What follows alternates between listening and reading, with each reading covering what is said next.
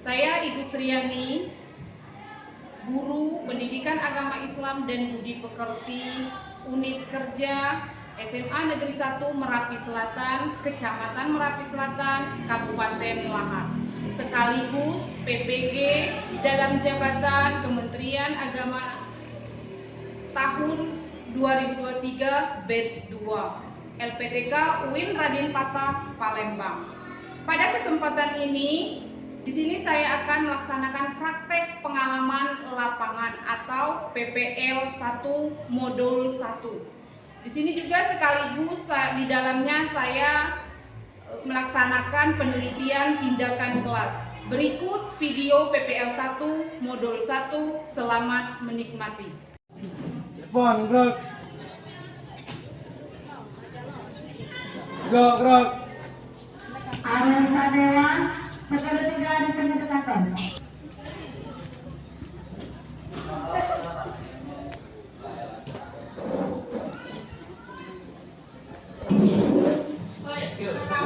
Assalamualaikum.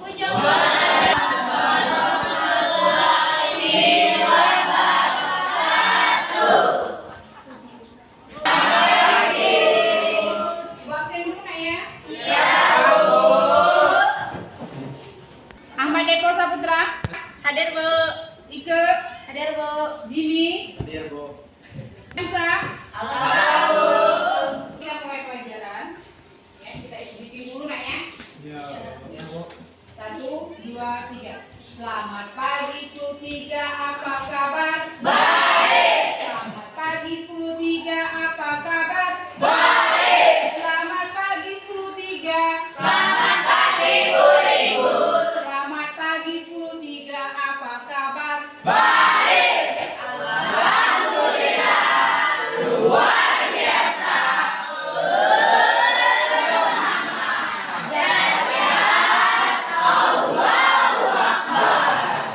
Lagi.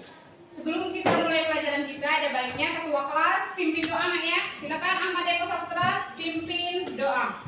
Mulai kan doa sebelum belajar kita doa dulu.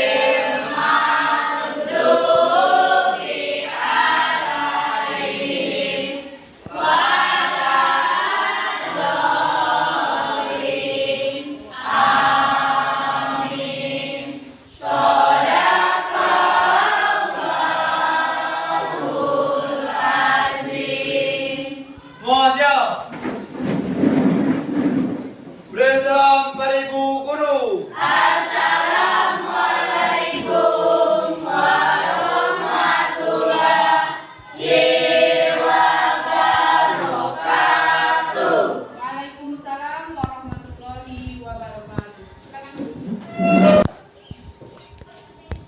Terima kasih Depo Saputra ya. Untuk mewujudkan rasa cinta kita terhadap bangsa Indonesia, ada baiknya kita menyanyikan lagu Indonesia Raya terlebih dahulu yang akan dipimpin oleh Ike. Silakan. Ya. Hiduplah Indonesia Raya. Indonesia tanah airku.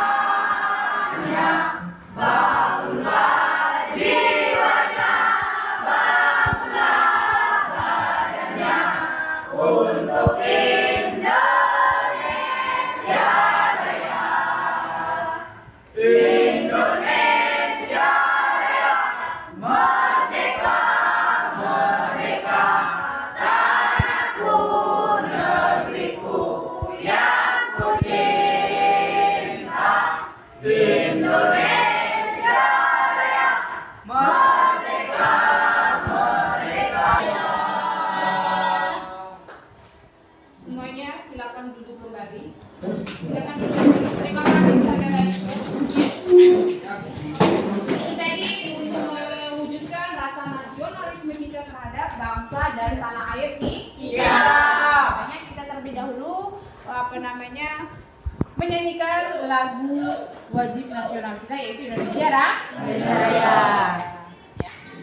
Sebelum kita masuk ke materi kita sebelum menonton video, Ibu sebutkan dulu TP kita hari ini, tujuan pembelajaran kita pada pagi hari ini Tujuan pembelajaran kita pada pagi hari ini setelah kalian mendengarkan penjelasan dari Ibu, maka kalian dapat memahami hal-hal yang berkaitan dengan sejarah perkembangan Islam di Indonesia.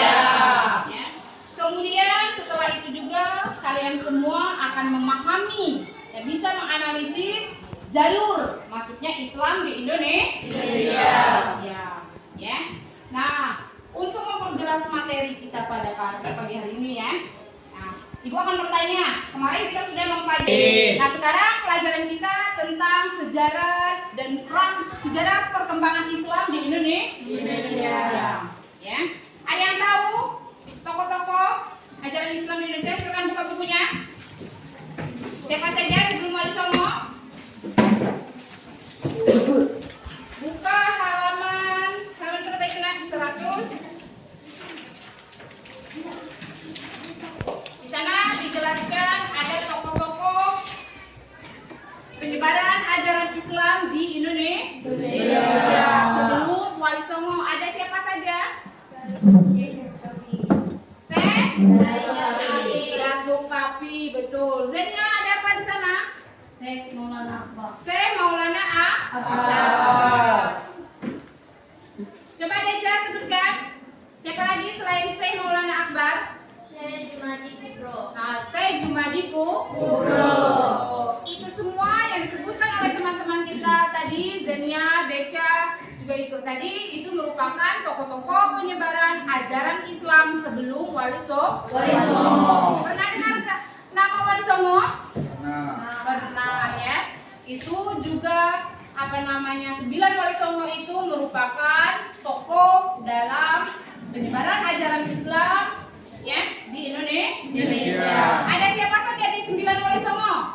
Ada Sunan Giri, ada Sunan Ampel, ada Sunan Bonang, ada apa lagi? Setelah itu Sunan Giri, Sunan Kudus, Sunan Muria, Sunan Kalijaga, Sunan Gunung Jati. Sunan Gunung Jati. Mereka tersebut berperan penting dalam penyebaran ajaran Islam di Indonesia. Ada yang tahu kenapa Islam di Indonesia mudah sekali diterima oleh orang-orang, khususnya kita orang Indonesia? Kenapa Islam itu kok mudah sekali beradaptasi ke kita? Ada yang tahu kenapa? Karena yang pertama, Islam itu tidak ada upacara. Seperti agama-agama Hindu Buddha pada umumnya. Kenapa? Artinya begini kalau ada upacara berarti itu mengeluarkan biaya. Nah, Islam tidak memungut biaya. Kemudian masuk Islam pun mudah sekali, dengan mengucapkan 2 kalimat syahadat saja itu sudah cukup. Apa ya, masih ingat 2 kalimat syahadat? Masih. Coba sebutkan sama-sama.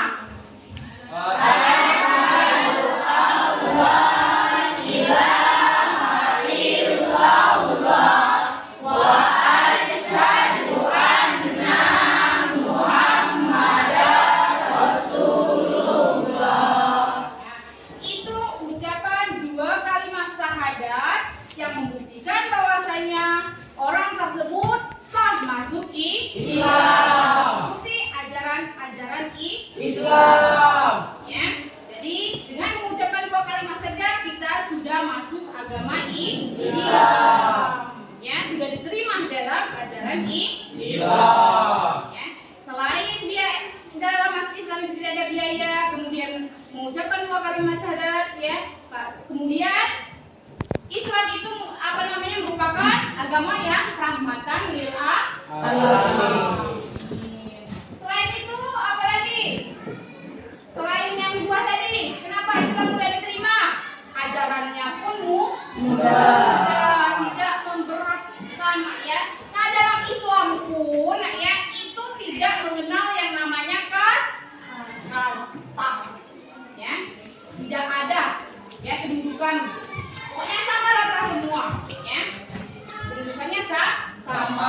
Yang kaya, yang miskin, yang cantik, yang ganteng itu sama di hadapan Allah. Makanya Islam itu sangat mudah diterima, ya, oleh orang-orang khususnya Indonesia. Paham? Untuk memperjelas penjelasan ibu tadi, nak, ya, bagaimana sih sejarah masuknya Islam di Indonesia dan bagaimana juga jalur masuknya Islam di Indonesia dan bagaimana juga strategi dakwah Islam yang dilakukan oleh para tokoh-tokoh Islam terdahulu. Nah, kalian silakan tonton video, ya, video yang ditayangkan ini ibu sendiri yang buatnya, nak, ya. Nah, jadi siapkan buku, siapkan pena karena nanti ada tugas kelompok, ya, tugas kelompok. Nanti ibu tanya, nak, ya, siapa yang sudah paham jalur masuknya Islam di Indonesia, siapa juga tokoh-tokohnya, ya.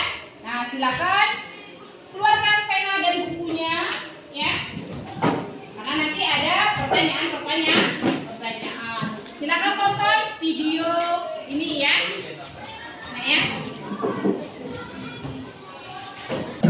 Pertama adalah mengenai adanya beberapa teori mengenai bagaimana Islam itu bisa masuk dan bisa masuk ke Indonesia. Yang pertama adalah teori Makkah. Teori Makkah menyebutkan bahwa agama Islam ini masuk ke dibuktikan dengan adanya beberapa naskah Singapura yang menunjukkan bahwa ada sekelompok orang pada saat itu bagian pesisir pulau Sumatera Barat merupakan salah satu kekuasaan dari kerajaan Sriwijaya yang beraliran beragama Buddha. Namun ada juga penemuan dan tulisan yang menjadi penguat bahwa kebaikan di antara sesama manusia. Walau itu sesuatu yang remeh, seperti mengingatkan untuk tidak berdiri ketika makan dan minum, mengingatkan untuk menutup mulut ketika menguap, dan hal-hal lain yang mungkin menjadi sebuah ladang dakwah bagi kita semuanya. Maka dari itu, kita sebagai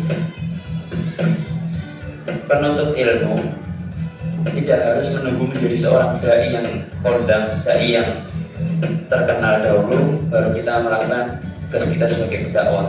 Tapi kita ketika dakwah, ketika kita menjadi seorang thalibul ilm, apa yang kita miliki dari ilmu, ketika kita melihat ada kemungkaran dan kita tahu bahwa itu adalah sebuah kemungkaran, maka kita memiliki tugas untuk melakukan pembenahan supaya kemungkaran tersebut tidak berlangsung berlarut-larut. Baik, terima kasih kepada para pemateri yang telah menjelaskan tentang sejarah dan peran tokoh ulama penyebar ajaran Islam di Indonesia. Jadi itu tadi, nak, ya, video yang kalian tonton masalah tentang sejarah dan peran tokoh penyebaran ajaran Islam di Indonesia. Ada yang mau ditanyakan tentang itu tadi? Ada yang mau ditanyakan? Paham semua? Jadi itu tadi disebutkan tentang itu tadi. Ada yang mau ditanyakan? Paham semua? Jadi itu tadi disebutkan di sana ada beberapa teori masuknya ajaran Islam di Indonesia. Ada teori apa saja? Ada teori Makkah, teori Gujarat, teori Persia. Kalau teori Gujarat, ya, teori Gujarat ini dipopulirkan oleh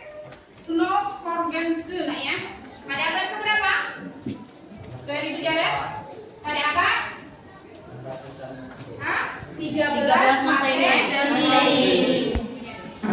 Ya, pada abad ke-13 Masehi. Ya. Kalau teori Mekah itu menurut teori Mekah pada abad keberapa masuknya Islam di Indonesia? Pada abad 13 Masehi juga ya. Kalau teori apa lagi? Tadi teori Persia. Teori Persia itu masuk pada abad ke 13 Masehi hingga abad ke-16 Masehi. 13 hingga abad ke-16 Masehi. Ya. Nah, kalau teori Persia tadi namanya itu kenapa kok dia sama dengan Indonesia? Karena di sini ada kesamaan budaya ya di teori Persia ini. Orang Persia sama budayanya dengan orang Indonesia. Ya. Apa kesamaannya? Tentang kebudayaan apa? Pada saat memperingati hari kelahiran Hasan dan Husain. Nah, kalau teori Gujarat, ya, kenapa kok ada teori Gujarat di sana? Karena pada waktu itu, pedagang Gujarat, ya, datang ke Indonesia. Jadi dalam teori Gujarat ini, yang membawa Islam ke Indonesia itu adalah orang-orang Gujarat, ya, yang melakukan perdagangan ke Indonesia. Ya. Sebenarnya pada awalnya ya di Nusantara ini belum menganut yang namanya ajaran Islam, belum masuk yang namanya ajaran Islam ya. Pada waktu itu masih ajaran yang dianut oleh orang Indonesia adalah ajaran apa? Sebelum Islam, ajaran bangsa Hindu. Ajarannya pun itu masih kepercayaan apa? Yang pertama, kepercayaan animisme dan kepercayaan dinamis. Ya, coba jelaskan apa itu kepercayaan dinamis animisme ini, Beca? Percaya kepada apa? Hah? Nenek yang pohon-pohon, nah ya. Mereka percaya kepada roh-roh nenek moyang, ya, dan pohon-pohon. Sedangkan kepercayaan dinamisme, ada yang tahu siapa? Ayo, Zenia silakan. Gunung, batuan dan lain-lain sebagainya. Nah, jadi di sini kepercayaan dinamisme itu, nah ya, kepercayaan yang percaya kepada benda-benda mati, seperti halnya yang tadi batu-batu, atau percaya kepada yang namanya keris, batu api, cincin, ya.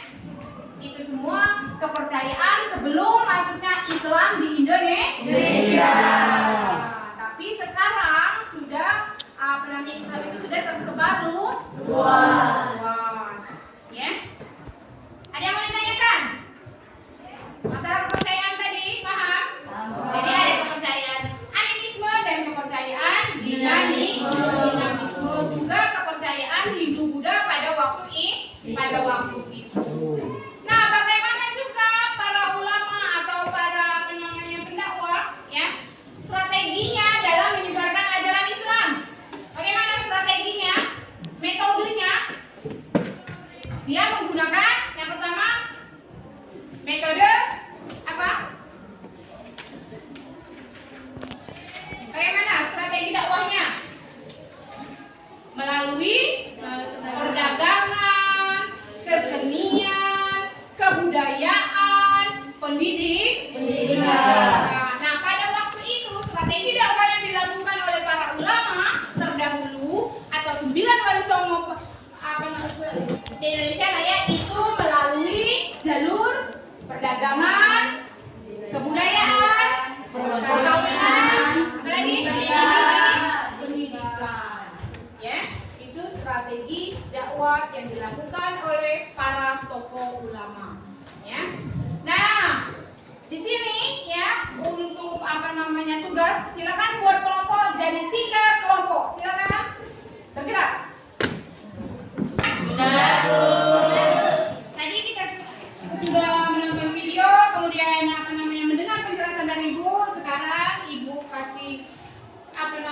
Tugas kelompok nak ya? Silakan kerjakan berdasarkan kelompoknya masing-masing, ya. Paham? Paham.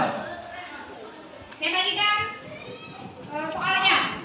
Jawabannya silakan di bawah sini nanti melakukan proses demonstrasikan hasil dari tugas kelompok. Nah, silakan cari di bukunya, di buku cetak masing-masing, ya. Silakan buka bukunya, ya.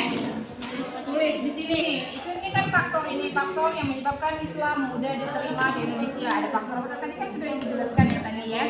Salah satunya Islam ini sangat gampang, ya, mudah. Dapat 2 kalimat saja saja itu sudah cukup. Nah, itu yang pertama. Yang keduanya kita cari lagi, ya. Pada duduk. Action. Paham ya? Yang ini tadi menjelaskan teori masuknya Islam di Indonesia kelompok 2 ya? Ya, Bu. Jadi teorinya kan tadi sudah dijelaskan nonton videonya juga tadi ya. Ada teori Persia, teori Mekah, ada teori Gujarat tadi ya. Nah, diubah berdasarkan masing-masing. Ini tadi ya. Ya, Bu. Tentang jalur masuknya Islam di Indonesia. Jalurnya ada jalur perdagangan. Itu dijelaskan jalur perdagangan itu melalui apa dia namanya masuk tadi. Perdagangnya seperti apa seperti itu nak ya. Paham? Paham. Kerjakanlah. Nanti dipresentasikan ke depan. Jadi saya pantau lagi ya nak ya. Iya, Bu. Perhatikan lah ya. Nah, sudah selesai tadi? Sudah kelompoknya? Sudah. Nah, kalau sudah, saya minta perwakilannya masing-masing ya, yang sudah selesai mendemonstrasikan hasil dari kerja kelompoknya tadi. Siapa yang sudah selesai? Saya, Bu. Nah, silakan. Dari kelompok. Nah, silakan Deca, silakan maju. Assalamualaikum warahmatullahi wabarakatuh. Waalaikumsalam warahmatullahi wabarakatuh. Perkenalkan, nama saya Deca Lestari. Saya perwakilan dari kelompok 3 ingin menjelaskan tentang faktor yang menyebabkan Islam mudah diterima di Indonesia. Yang pertama ada syarat masuk agama Islam sangat mudah. Yang kedua, ajaran Islam tidak mengenal kasta. Yang ketiga, Islam tidak mengadakan upacara-upacara keagamaan dalam ajaran Islam. Sangatlah sederhana dan tidak harus mengeluarkan banyak biaya. Yang keempat, dengan mengucapkan 2 kalimat syahadat, kita sudah dapat memasuki ajaran Islam. Baiklah, terima kasih. Itulah saja yang dapat kami sampaikan dari faktor yang menyebabkan Islam mudah diterima di Indonesia. Terima kasih.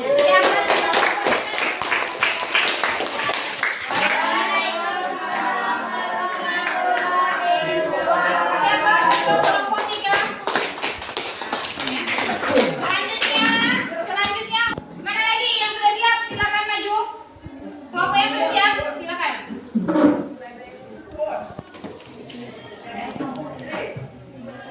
Assalamualaikum warahmatullahi wabarakatuh. Waalaikumsalam warahmatullahi wabarakatuh. Di sini saya akan menjelaskan teori masuknya Islam di Indonesia. Saya mewakili kelompok 2 akan menjawab. Teori masuknya Islam terbagi menjadi 3. Teori Gujarat, teori Mekah, teori Persia. Teori Gujarat mengatakan bahwa agama Islam masuk ke Indonesia berasal dari Gujarat pada abad ke-13 Masehi. Pencetus teori Gujarat adalah Snowhorje. Sedangkan teori Mekah, pencetus teori Mekah adalah Hamka pada abad ke-13 Masehi. Sedangkan teori Persia, pencetus teori Persia adalah P.A. Hosen Djajadiningrat pada abad 17 Masehi hingga abad ke-12 Masehi. Itu saja yang dapat saya sampaikan tentang menjelaskan teori masuknya Islam di Indonesia. Saya akhiri. Wassalamualaikum warahmatullahi wabarakatuh. Waalaikumsalam warahmatullahi wabarakatuh.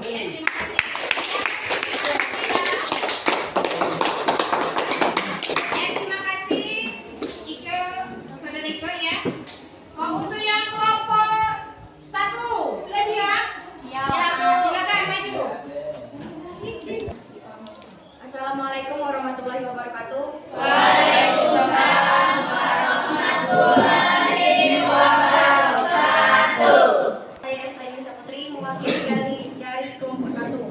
menjelaskan jalur masuknya agama Islam di Indonesia. Salah satunya adalah melalui jalur perdagangan. Dalam menyebarkan Islam di Indonesia dilakukan oleh orang Melayu karena telah lama menjalin kontak dagang dengan orang Arab, apalagi setelah berdirinya kerajaan Islam seperti kerajaan Islam Malaka dan kerajaan Samudra Pasai di Aceh. Hubungan perdagangan semakin ramai dan intensif dilakukan oleh para ulama dan pedagang Arab yang datang ke Indonesia. Di samping untuk mencari keuntungan duniawi, para pedagang juga mencari keuntungan rohani, yaitu dengan menyiarkan Islam. Dapat saya sampaikan, saya akhiri wabillahi taufiq wal hidayah. Wassalamualaikum warahmatullahi wabarakatuh. Waalaikumsalam warahmatullahi wabarakatuh. Nah, itu tadi demonstrasi dari teman-teman kalian tentang tadi hal-hal memahami jalur masuk Islam di Indonesia, kenapa Islam mudah diterima di Indonesia, kemudian teori-teori masuknya ajaran Islam ke Indonesia. Ya, jadi sudah paham semua? Paham. Ya. Saya ucapkan terima kasih tadi nak ya. Intinya yang ini nak ya, tetap selalu semangat belajarnya, tidak boleh yang namanya bermalas ya, tetap bersyukur karena kenapa ya, orang yang pandai bersyukur maka nikmatnya akan ditambah. Kenapa demikian nak ya? Karena dari melihat dari tokoh-tokoh ajaran Islam tadi nak ya, kehidupannya itu sangat sederhana. Ya, beda jauh dengan kita. Kalau dulu ekonominya masih lemah. Sekarang rata-rata ekonominya sudah mapan ya, sudah ada motor kalau mau ke sekolah, ya kan? Jadi fasilitasnya sudah oke. Ya. Jadi tidak boleh bermalas-malasan untuk datang ke sekolah. Ya. Kemudian tetap selalu belajar yang namanya sejarah tadi ya, harus mencari-cari, menggali ilmu masalah sejarah Islam kan? Supaya kita tidak ukur tadi ya, kurang pengetahuan kalau ditanya oleh para guru ya. Jadi paham semua dengan penjelasan ibu tadi? Ya. Jadi masalah hal-hal yang itu tadi, jalur masuk Islam sudah paham? Kemudian proses masuknya Islam di Indonesia sudah paham? Nah, untuk tugas minggu depan kerjakan di halaman 107. Buka halaman 107. Di sana ada esai dan pilihan ganda. Minggu depan itu dikumpul nak ya. Ya, minggu depan dikumpul ya. Jangan tidak kumpul ya. Jadi kalau di rumah dahulukan dulu yang namanya belajar. Jangan bermain dahulu. Pulang sekolah buka lagi bukunya. Ya, buka lagi. Ada PR atau tidak ya? Kalian mengerti? Ngerti. Pokoknya saya ucapkan terima kasih untuk 10.3